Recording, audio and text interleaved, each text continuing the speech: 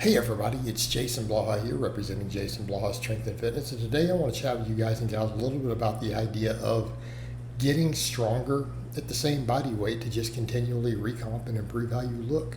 But a quick reminder, if you guys will please click like down below, be greatly appreciated. If you're not following or subscribed, please do so, and if you'd be kind enough to drop me a comment down below, I would appreciate that so much. Thank you. So let's get into it. And where I'm going to go with this is a couple things that people need to remember. Number one, evidence doesn't really show anywhere that gaining body weight, but definitely not gaining body fat, is not required to maximize muscle growth. In other words, outside of a context of someone being so absurdly lean that they can't really recomposition anymore, then in that case it's maybe true. But most of you guys out there, and I'm certainly not one of those guys, we're not walking around with shredded deep abs and veins running through our abs. You can't see our separation in our lower back, right? Can't see deep separation all the way up the back of the hamstring, all the way to the glute. You're not there, right? Most of us are not in that situation. So accordingly, we have enough body fat that at maintenance will gain muscle just fine. Okay, so we need to be clear on that. So I want to understand that, and then we need to understand the concept of progressive overload itself, being the driver, the primary driver of hypertrophy. Improved mechanical tension, right? Improved mechanical tension.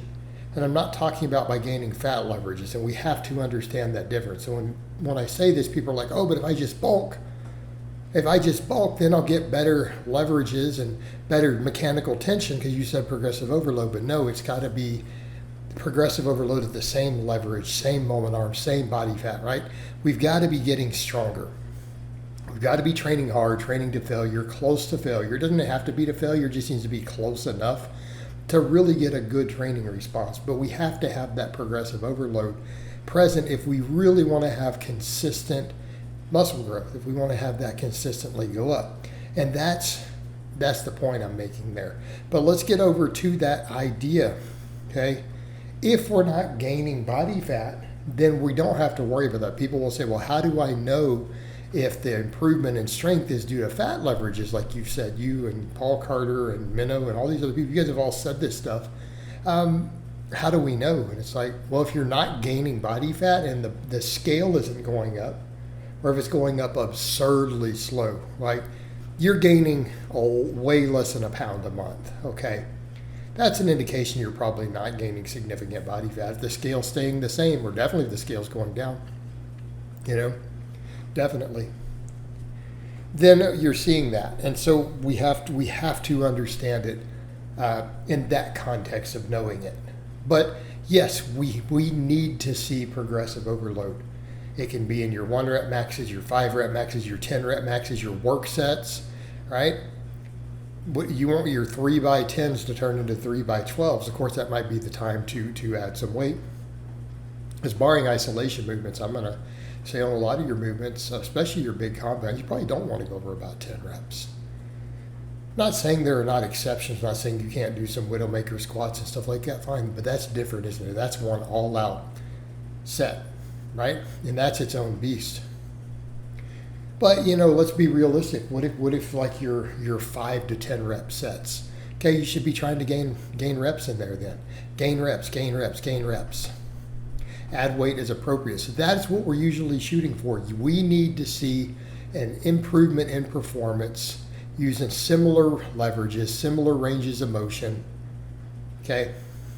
All that stuff. Similar form, similar levels of sheeting. So again, maybe your touch and go or bouncing pull-ups or chin-ups might not count as much as your ones where you come to a hang for a moment.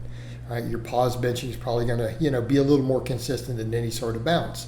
But generally speaking, yeah, we should be seeing progressive overload. And if you do that, then you're gaining muscle. And we need to be clear, right? We need to be very, very clear on that. We know that we're gaining muscle if we're seeing this happen, especially in multiple exercises, right? So what do we mean there? What if you're seeing it in your squat and your dips? Right? What if you're seeing it in your pull-ups and your deadlift And your overhead press, you're seeing a little bit of upward movement. Like when you start seeing it in more than one big exercise, that's indicative. If it's a fairly new movement, okay, fine. But what if you're rotating movements? People are like, well, I'm doing rotating overhead and incline in different situations, or dumbbells and barbells. Well, that's fine also. Nothing wrong with rotating those movement patterns. If anything, that can help a little bit with overuse, especially on your volume work, right? No problem. Are you seeing a general upward trend? Like let's say, just throwing it out there, you do a barbell overhead press one day, a dumbbell standing the other, and then maybe a barbell incline on the other day. All right, you're doing those things.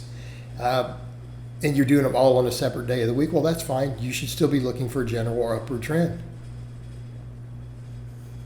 Should be looking for that upward trend. And if you're seeing it, then we know that we're gaining muscle.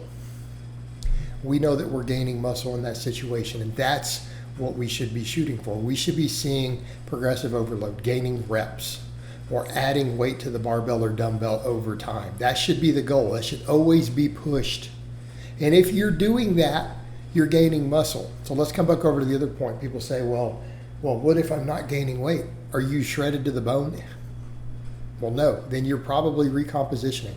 If you're seeing multiple big exercises get stronger for reps or weight over time, you are gaining muscle.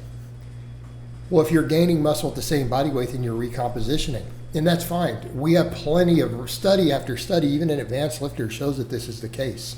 So again, I would say to most guys, unless you are really, really lean, gaining weight may not be necessary. You could recomposition the same weight, and it doesn't matter that it's going slower, so you're not getting fat leverages, so you're only getting the muscle leverages. That's fine. The research shows us that, again, we gain muscle just fine there, and the same thing for cutting.